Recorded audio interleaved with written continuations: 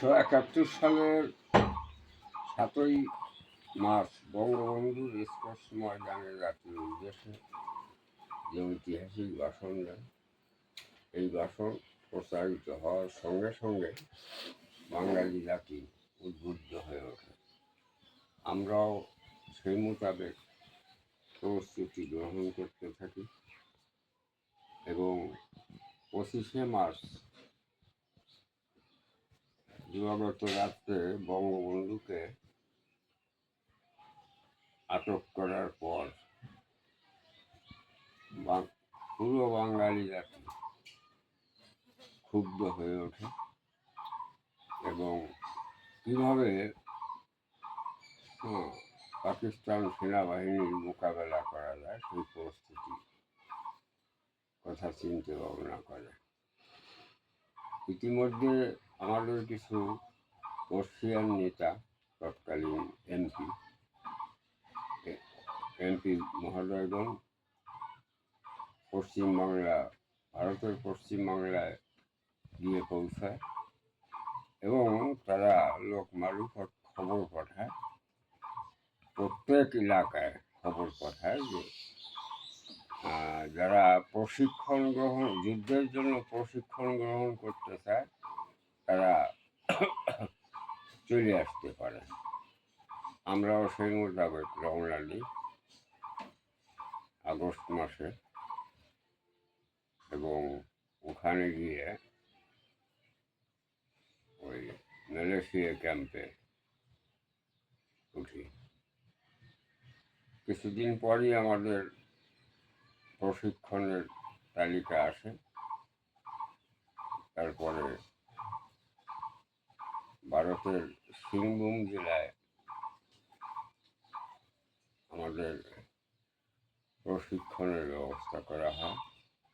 আমরা সেই বিরাট অ্যারোগ্রাম সেখানে ক্যাম্প স্থাপন করি ট্রেনিংয়ের জন্য এবং প্রশিক্ষণ শুরু হয়ে যায়। ২১ দিন প্রশিক্ষণ শেষে আমাদেরকে দেশের ভিতরে পাঠায়, বাংলাদেশের ভিতরে অস্ত্রশস্ত্র দিয়ে। তখন আমরা বিভিন্ন জায়গা গুপ্ত ঘাঁটি গাড়ি এবং পাকিস্তান বাহিনীকে কীভাবে পরাস্ত করা যায় সেই চিন্তা ভাবনা নিয়ে যুদ্ধ শুরু করি। প্রথমে আমাদের নির্দেশ ছিল যে বাধার সৃষ্টি করতে হবে পাকিস্তান বাহিনীকে। পাকিস্তান আর্মি যাতে এই এক এলাকা থেকে অন্য এলাকায় না ঢুকতে পারে, ঢুকেই তো অগ্নিসংযোগ করে, লোক হত্যা করে, এই জন্য তাদের বাধা দিতে হবে। আমরা সেভাবে প্রস্তুতি নেই বিভিন্ন বড় রাস্তার পাশে, যাতে প্রতিনিয়ত আমরা ওই পালাক্রমে রাস্তা পাহারা দিই, অ্যাম্বুশ করে গোপন স্থানে থেকে রাস্তায় করি। অনেক সময় পাক আর্মি আসে, যুদ্ধ হয়। এভাবে সারা বাংলাদেশে একই ঘটনা ঘটতে থাকে এবং ভারতীয় চ্যানেলের মাধ্যমে আমাদের স্বাধীন বাংলা বেতার কেন্দ্র একটা কেন্দ্র ছিল, সেখান থেকে এগুলো প্রচার হতে থাকে। আমরা সন্ধ্যার পরে এক জায়গা হয়ে রেডিওতে স্বাধীন বাংলা বেতার কেন্দ্রের খবরও শুনি, আবার ট্রেনিংয়েরও লিপ্ত হই। ট্রেনিং ক্লাস হতো সন্ধ্যার পরে, আমাদের ট্রেনিং ক্লাস হতো, আর ভোর থেকেই ট্রেনিং শুরু হতো। প্রথমে ওই কুচকাওয়াজের মাধ্যমে শরীরচর্চা, তারপরেই আর্মস ট্রেনিং, অস্ত্রশস্ত্র।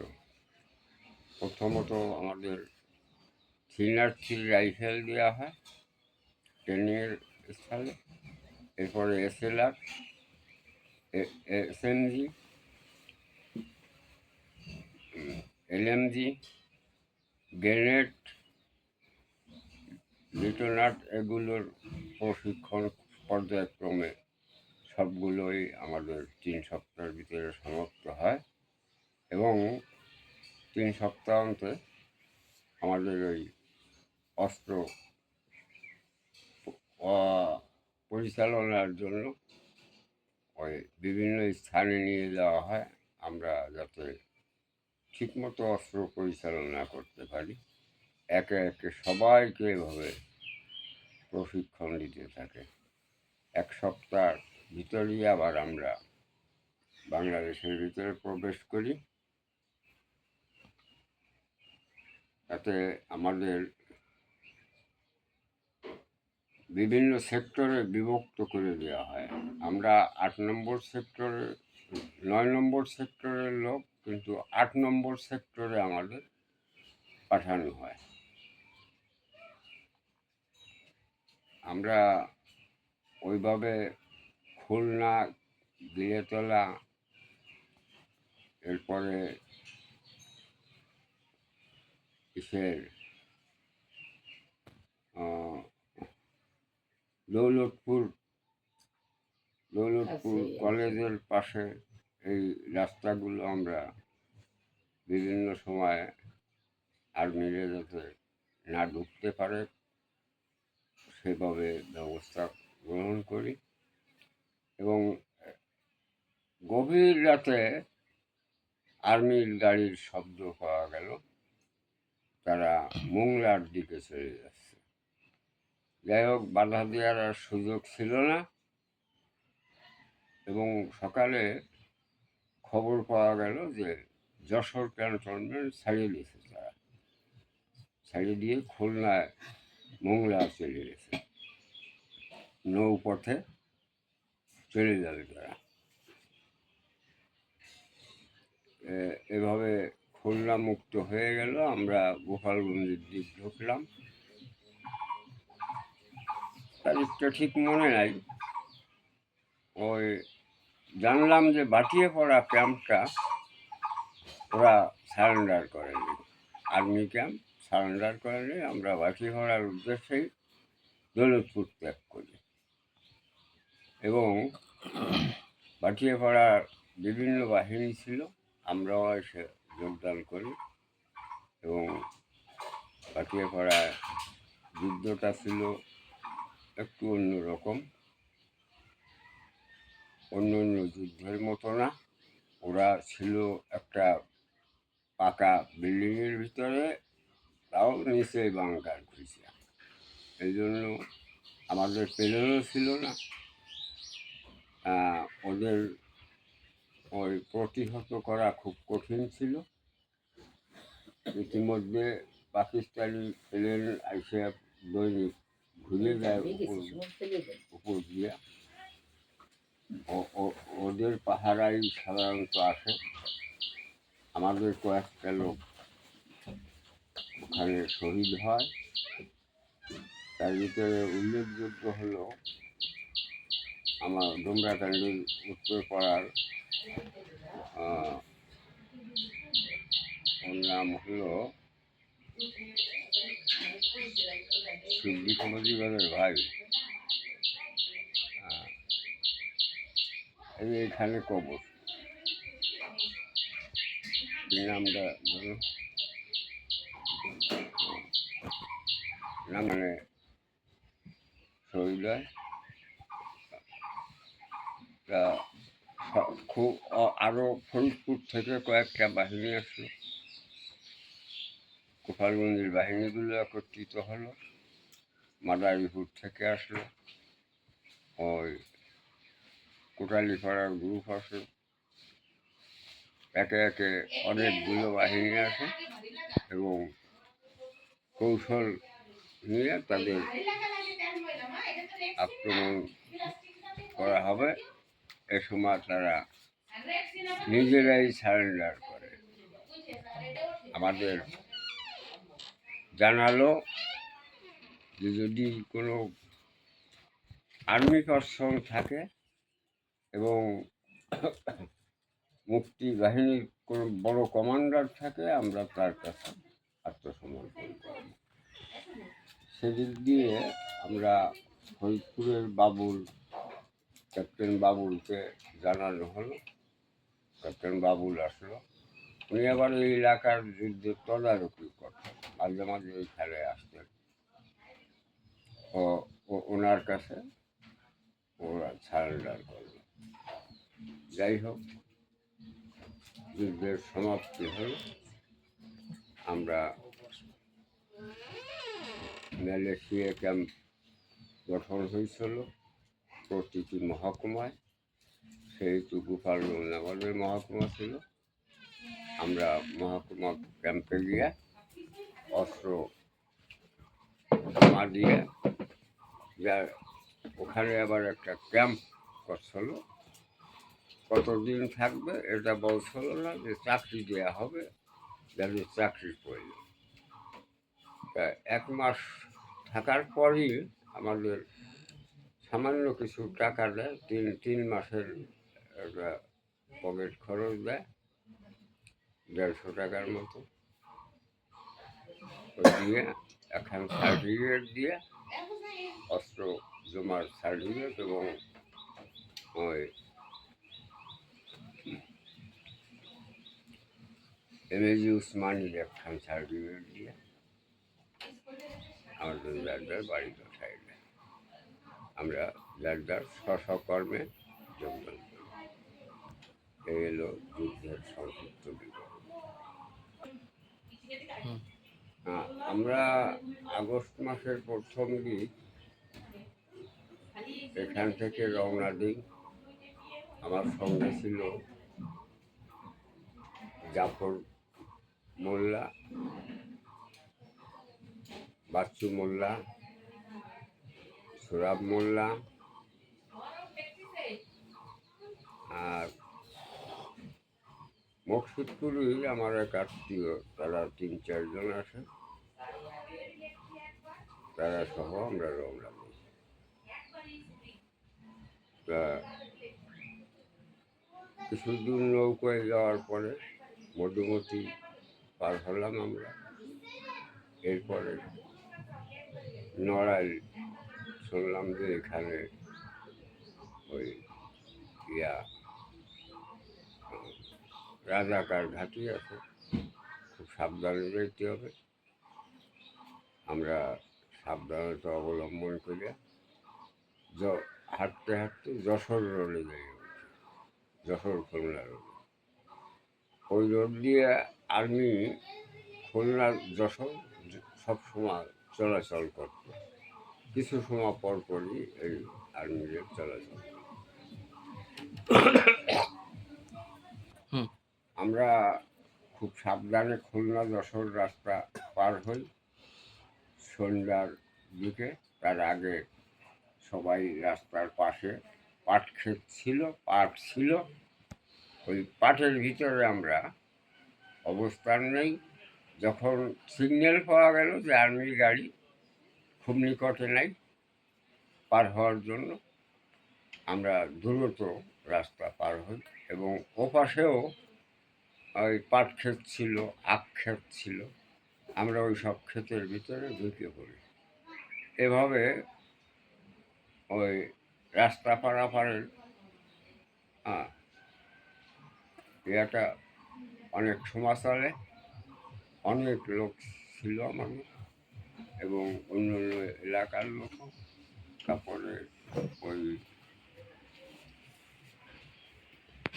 এলাকার হিন্দু বাড়িগুলো যখন জ্বালায় দেয়, তখন হিন্দু মুসলমান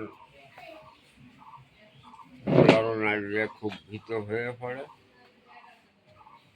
মুসলমান নরনারী ভারতে যাওয়ার সুযোগ কম ছিল বিধায় তারা এদিক ওদিক পলাতে থাকে, কিন্তু হিন্দুরা বাস্তবিকতা ত্যাগ করে ভারতের দিকে অগ্রসর হয়। তা ওই সময় অনেক হিন্দু মহিলা এবং পুরুষ তাদের বাচ্চা কাচ্চা নিয়ে পুটলি পাটলা নিয়ে ওই রাস্তা অতিক্রম করত। ওইভাবে একইভাবে আমরা বর্ডারে গেলাম।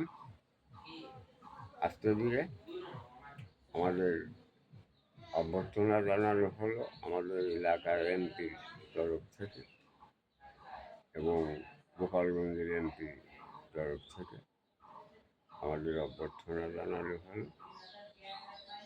আমরা কল্যাণী ক্যাম্পে গিয়ে উঠি। কল্যাণী ক্যাম্পে কিছুদিন থাকার পরে সবাই অতিষ্ঠ হয়ে উঠি যে আমাদের ট্রেনিংয়ে কেন নিচ্ছে না।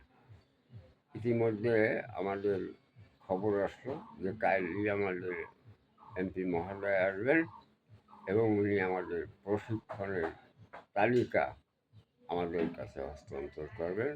আমাদের প্রশিক্ষণ ক্যাম্পে তখন যেতে হবে। ঠিক পরের দিন উনি আসলেন এবং আমাদের কাশিয়ানী মুর্শিদপুরের প্রায় 150 উপরে হবে। উনি একটা তালিকা আমাদের দিলেন, তোমরা কাল এখান থেকে কৃষ্ণনগর স্টেশনে উপস্থিত হবে। কৃষ্ণনগর ওখানে আর একটা ক্যাম্প ছিল, সেখানে যাওয়ার পরে আমাদের নাম লেখা হয় এবং ওই 4-5টা করে রুটি, কিছু আলু ভাজি এগুলো আমাদের দেওয়া হলো।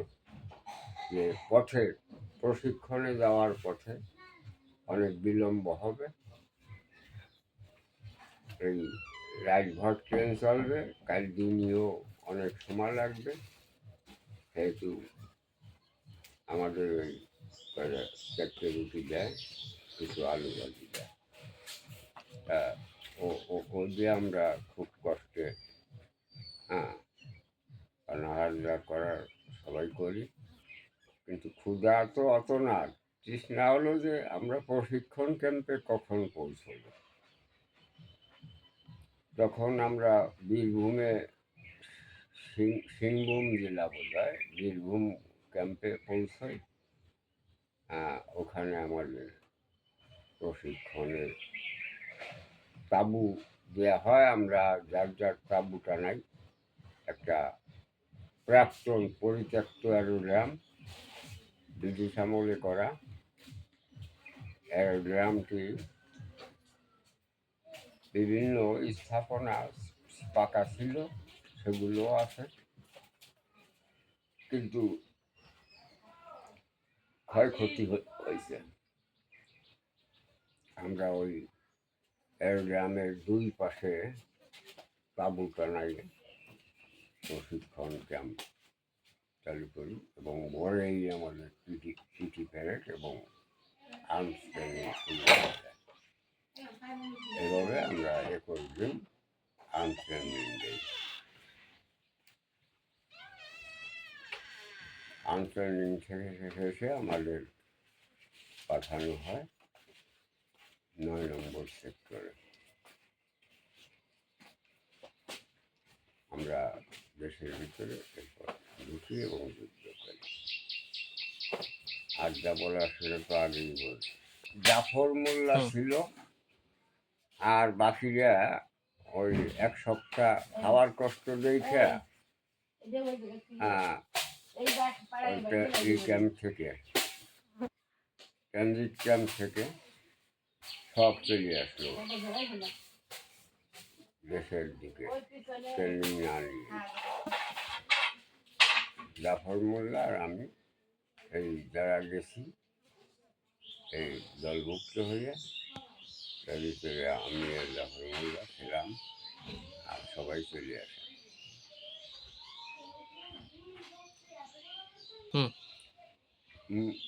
মার নিষেধ ওইভাবে ছিল না, শুধু ইয়াদের দূর দেশে যাচ্ছে, অন্য দেশে কবে ফিরবে, কি ফিরবে, আমরা বাইসে থাকবো কি থাকবো না, পাকিস্তান আর্মিরা যেভাবে বাড়িঘর পোড়াচ্ছে, মানুষ মারতেছে, আমাদের এসে পাবে কি পাবে না, এই দুশ্চিন্তায় বছর ট্রেনিং কি না গেলেই হবে না।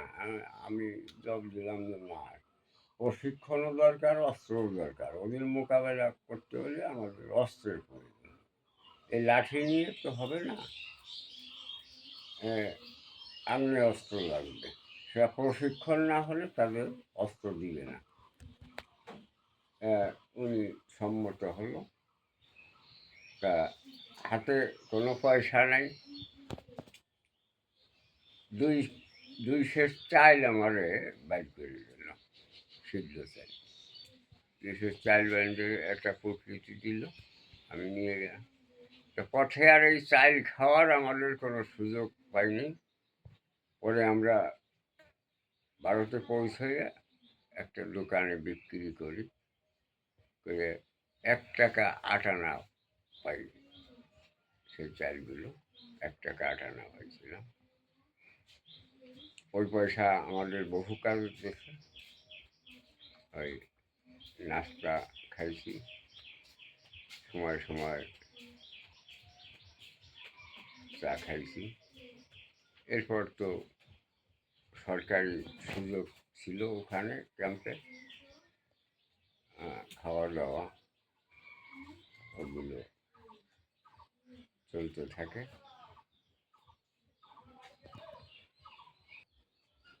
চলো।